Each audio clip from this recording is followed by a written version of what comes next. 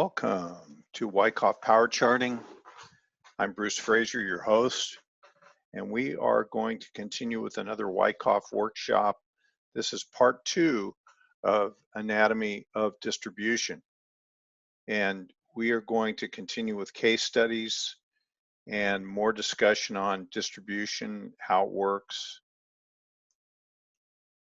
So today, our agenda is we're going to briefly discuss the distribution versus reaccumulation paradox, which is interesting and important to us in our analysis.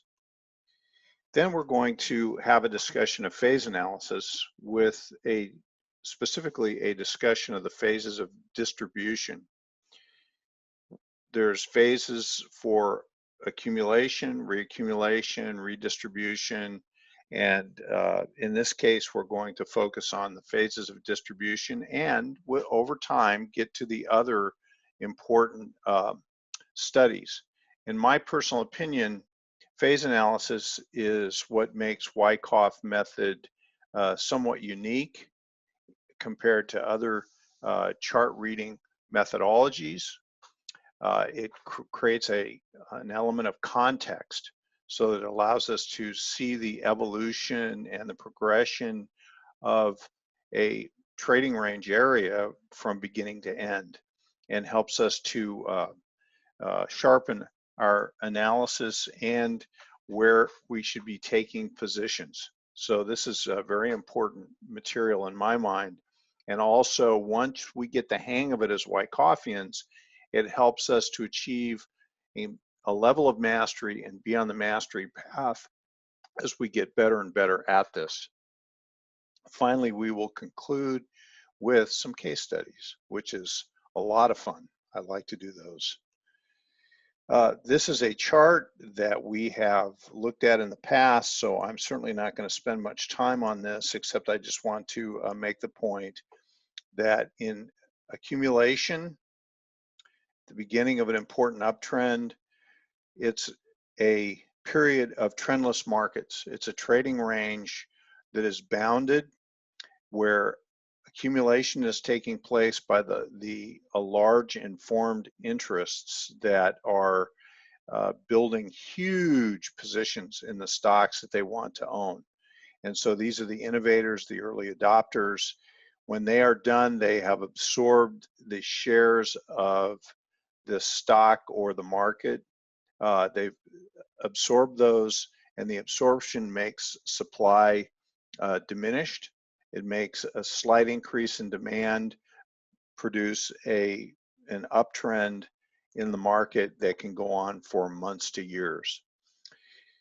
Distribution is similar in that it is also a trading range, and this is a preparation phase. This is a trendless period in the market. It comes at the end of a long markup, and this distribution area is pronounced by trendless trading. But there's a key difference, and the key difference is that where absorption was occurring in the accumulation area by large informed interests, when we get to the distribution area, we have a diminishment of interest by the composite operator. They are holding large positions and are interested in distributing those large interests, those large holdings, to others.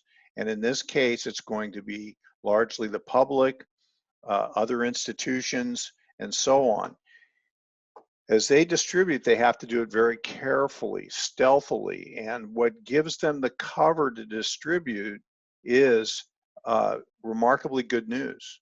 So you have rising prices, you have glowing good news, you have bullishness by analysts, you have just generally a positive environment that the composite operator can stealthily sell their shares into. And so this creates quite a conundrum, because down here under accumulation you have generally no news or gloomy news, poor economy, trendless markets, bearishness here you can see the contrary opinion scale is fear. Over on the other end of the scale is greed, and this is near the highs. And so we want to be contrarians. We've discussed this in the past. The important thing I want to say here is that we're evaluating trading ranges, trendless markets. The other important trendless market that we would consider is the reaccumulation area in the markup phase of the business cycle model or the stock market model cycle. And over here is redistribution. And so those are also trendless trading ranges that we are very interested in mastering our analysis of. Okay, so the distribution versus reaccumulation paradox is quite important in that it's both trendless trading range areas are stopped the same way. With reaccumulation, we are stopping an uptrend and going into a long trendless period of time, could be weeks to months to a year or more. And in this trendless period of time, you are shaking off the shorter term trader types, the weaker holders that aren't interested in the long-term uptrend, and the composite operator who is very devoted to the stock, the theme, the uptrend, will happily hold through this period and will reaccumulate shares, accumulate additional shares as prices get ready to go into a new uptrend. Notice that the volatility is generally coming out of a reaccumulation area because stock is being absorbed. One of the effects of stock absorption is reduced volatility. In the case of distribution, you're also in a trendless trading range, the difference being that volatility is increasing as you go deeper and deeper into the trading range area. Now, what's the paradox? The paradox is this, is that under distribution, you stop an uptrend with a buying climax, an automatic reaction, a secondary test, which also this is considered phase A. Over here, you're doing the same thing. You're stopping a reaccumulation with a buying climax, an automatic reaction, a secondary test. Those both produce range-bound conditions. So we have a range-bound condition here. We have a range-bound condition here. But the outcome at the other end is quite different. So you start distribution the same way you start reaccumulation. And that condition produces confusion, because often what will happen is with less seasoned chart analysts or non-Wyckofians is that you have under reaccumulation the idea that that is distribution. So what will happen is that there will be a conclusion that under reaccumulation that in fact distribution is occurring and the uptrend is over. And what we want to do is identify the footprints and the preconditions of reaccumulation for another uptrend. We love reaccumulations because we'll have a number of them that will occur in an ongoing markup period from accumulation to distribution, where think about the market cycle model. You only get one accumulation, you only get one distribution in the market cycle model, but you could have a series of reaccumulations on the way up. You could have a series of redistributions on the way down in the markdown phase. So this is why we're so interested in the reaccumulation phenomenon. So here in distribution, the difference is that you have ever increasing volatility as stock is going from strong hands to weak hands. The net effect of that, the cause of that volatility increasing, let's just sort of draw that condition here. You can see that increasing volatility there is because stock is being transferred from strong holders to weak holders. Weak holders will hold the stock into the markdown phase, and in many cases, sadly, will hold it all the way through the markdown phase. This is something that we as Wyckofians want to be very aware of and not do. We do not want to be what is some in the industry called bag holders. So, okay, the reaccumulation paradox. So here, just so that you can see this, how does reaccumulation and distribution start in the same way with this phenomenon. Buying climax, automatic reaction, secondary test. And so we want to understand what occurs after that. And that's why we do phase analysis. So here you can see that we have done, in this case, we studied this 2003 Dow Jones Industrial Average distribution phase that occurred. And I'm just going to point out a few things here because we're really interested in the phase analysis. Phase A, phase B, phase C, phase D, phase E.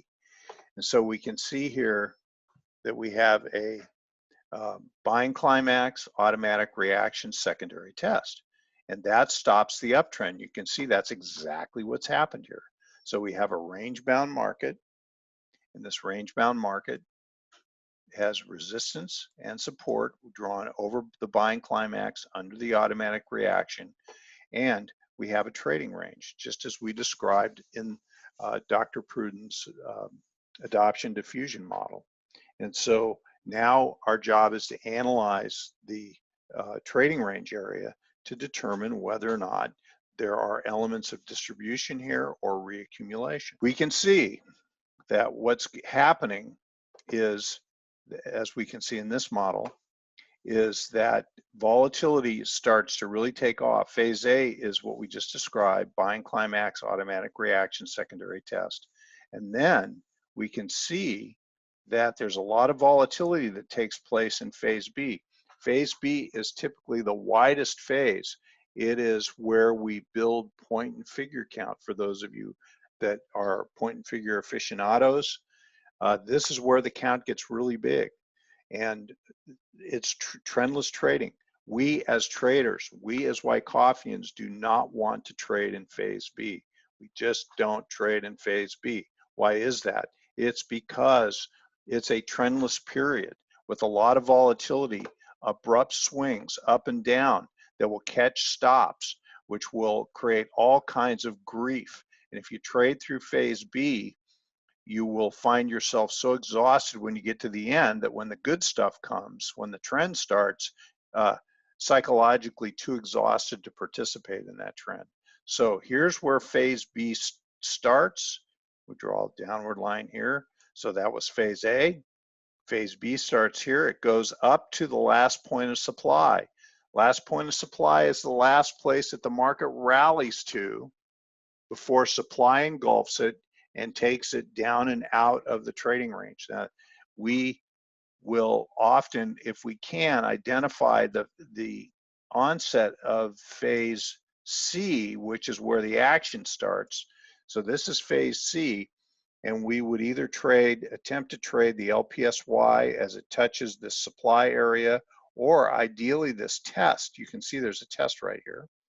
And then there's another test right here as it gets ready to accelerate downward. Actually, the test is all along here.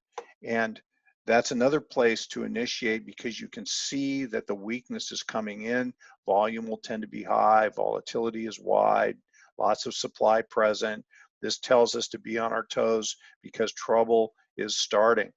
Okay, and then look what happens. Major sign of weakness follows as the decline in price of this index goes down below the support area and breaks that down, attempts to rally one time up in to produce another last point of supply with a test. Test is a good place to put on a trade. So maybe tranche 1 here at LPSY 1, tranche 2 at the test of LPSY 2, and then downward into an important decline.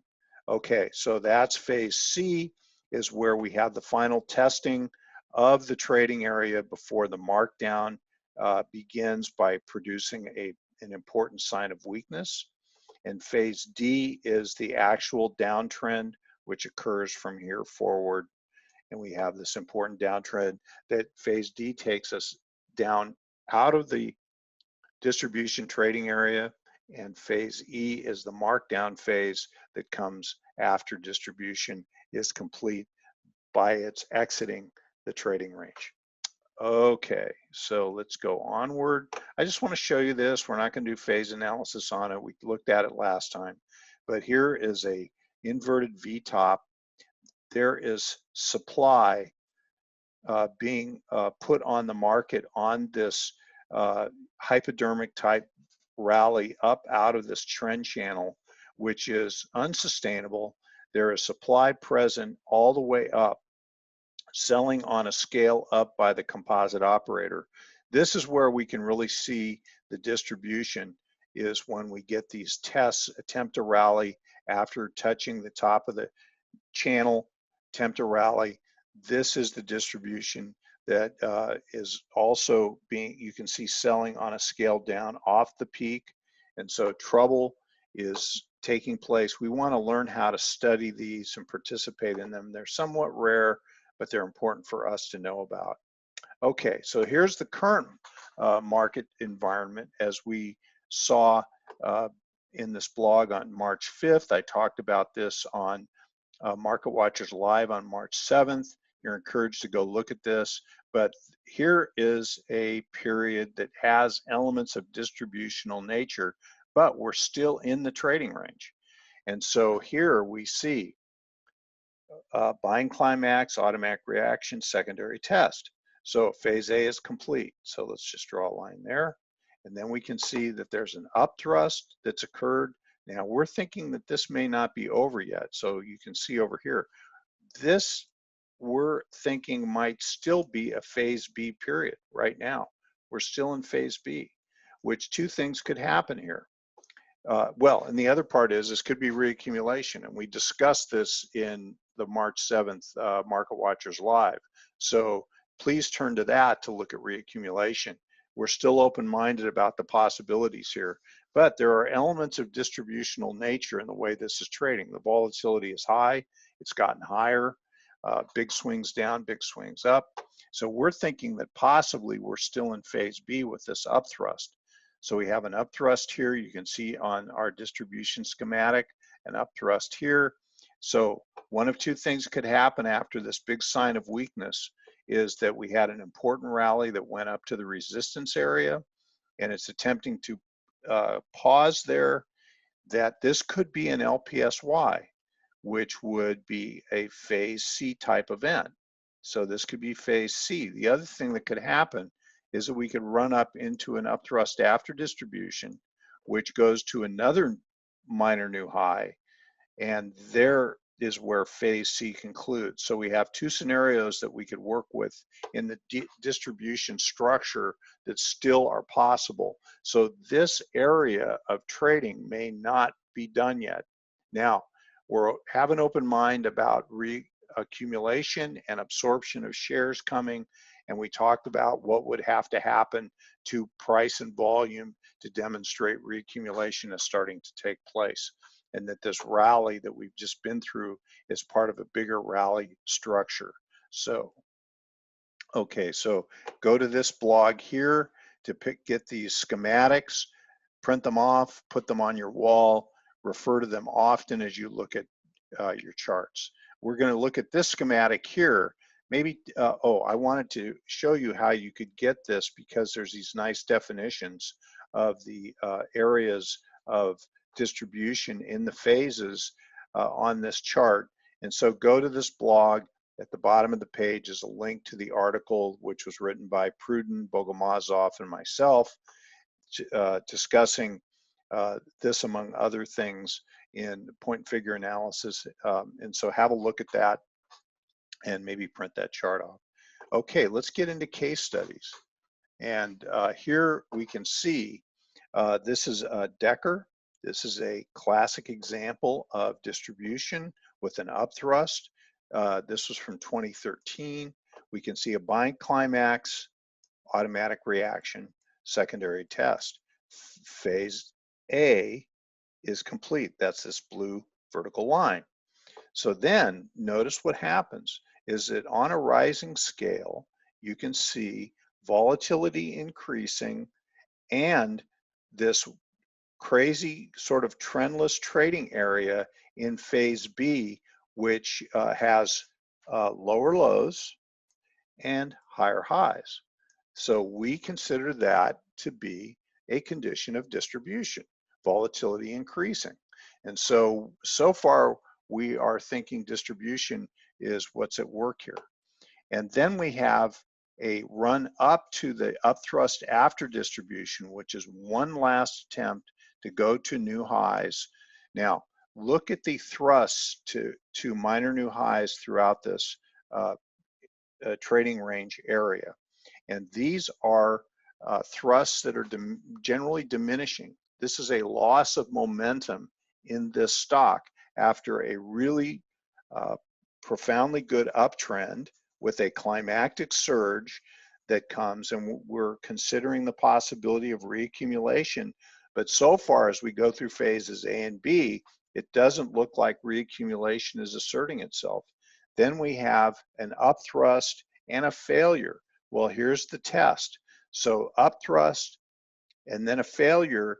Now, it hasn't come back into the trading areas marked by the buying climax resistance or the automatic reaction support, but it has fallen off here and has had a failing test. This is a classic place for short sellers to put on an initial trade. And so this test of the UTAD is results in more price weakness, which is really would cause us to be concerned, because now it declines easily and effortlessly back down. And this also, notice the volume is high. So this shows supply is present. Look at the attempt to rally after this break. The rally is of poor quality. It has very little lift in it.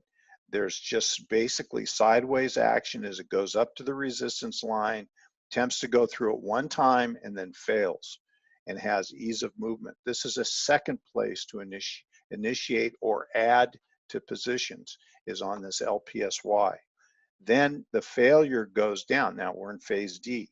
Phase D is after the test, and we decline down and out of the trading range area and fail, attempt to rally up to the bottom of the prior support, which is now resistance, and this becomes LPSY 3.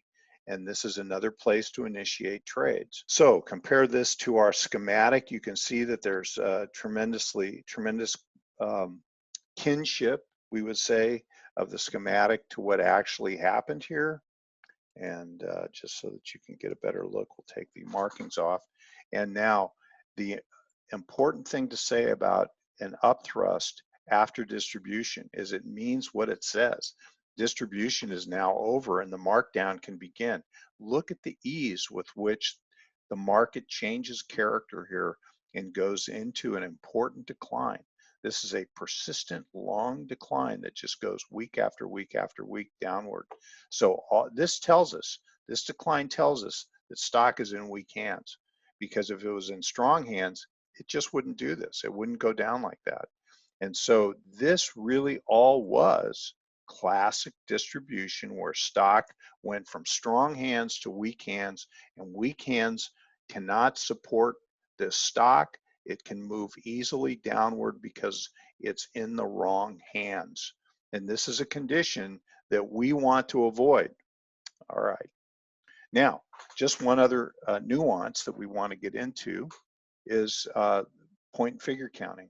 So here's a point and figure count of Decker's, and we can see that it gave a count across the count line from $32 up to 97 to 116, roughly. And so we would want to be on the alert for distribution forming in the area of the count fulfillment of the point and figure count. And here is the yellow area, which is the area that we counted as point and figure. Here's the count objectives that were formed. And as the uptrend, the markup, which we looked at in the prudent model, as the markup went from accumulation to distribution, we can see the point and figure count flagged where the highs were likely to be for either reaccumulation, a pause for that, or distribution. We just saw it was distribution. And you can see how well the point and figure analysis, the horizontal analysis, gives us a target for where to look for distribution to form. And so this is a beautiful example case study of what happens here. You can see, look at the uptrending channel. The up thrust is actually an up thrust that goes into the bottom of the channel from underneath. The next rally to the up thrust after distribution can't even get to the bottom of the channel. This is evidence of the loss of momentum that we talked about earlier. Another example, so here just for your own edification, maybe screen capture this and study it. Here are the phases on a daily chart, so that you can see how to analyze the phases as they're unfolding, and then look at the interaction to the channel there. Beautiful stuff. Okay, another one, and I'm going to go quickly through this one. The last two examples were actually stocks that I traded from the short side at that time, and in this case I want to show you where good places to enter. Here you can see the uptrend continued to go. Higher highs actually keeps investors calm, keeps them in the trade. But notice this, look at the change of character in this decline from the buying climax to the automatic reaction. Huge outsized decline automatically puts us on the alert for a stopping of the trend, trading range, possible distribution. So we draw resistance, we draw support. Sure enough, it attempts to get above that area, has an up thrust after distribution. Where we get busy as when we see price fall back into the range bound condition. It falls in there, it rallies up to resistance. This is where tranche 1 of the trade was put on. And then there's an attempt to go down, another rally. And this rally is another LPSY of poor quality, and tranche 2 was put on there, and you can see subsequently that price was weak thereafter and then just tumbled out of this area and went into an important downtrend. I made a mistake here. I covered tranche 1, and believe me, I'm not complaining about this trade. I'm always trying to get better at what I do. Is covered tranche 1 here, covered tranche 2 here, but notice the continuation of the downtrend as we were going along. This really suggested that this was profoundly weak. It would have made sense to at least keep a tranche of this trade on for another possible decline, which was quite dramatic and went substantially further. So I did this case study for Market Watchers Live more than a year ago. So this one, I'll just leave this for you to look at on your own time. We're running out of time. I want to show you, and these are the blogs to go to, is I want to show you the transports. And here you can see this is the current transports, and you can see the distribution there. I'm probably going to write a blog about this so that you can see these charts closer, but all the elements are here. And now look at the rally up under the LPSY. JB Hunt, similar. Actually, these peaks in JB Hunt are actually precede the peaks in the transports, and JB Hunt is a component of the Dow Jones transports. So look at the profound weakness out of the channel, attempt to rally back up, probably another LPSY right here. Look at the weakness that came after that. And thank you so much for spending time with us, and we will see you next time. So long.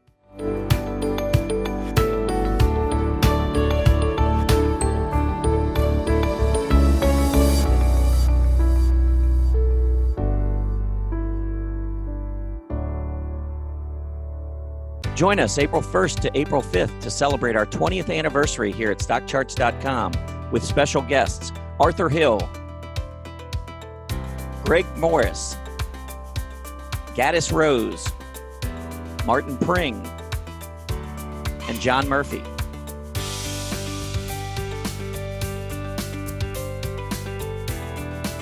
Tune in to Market Watchers Live at 12 p.m. Eastern Standard Time during the week of April 1st to April 5th to help us celebrate.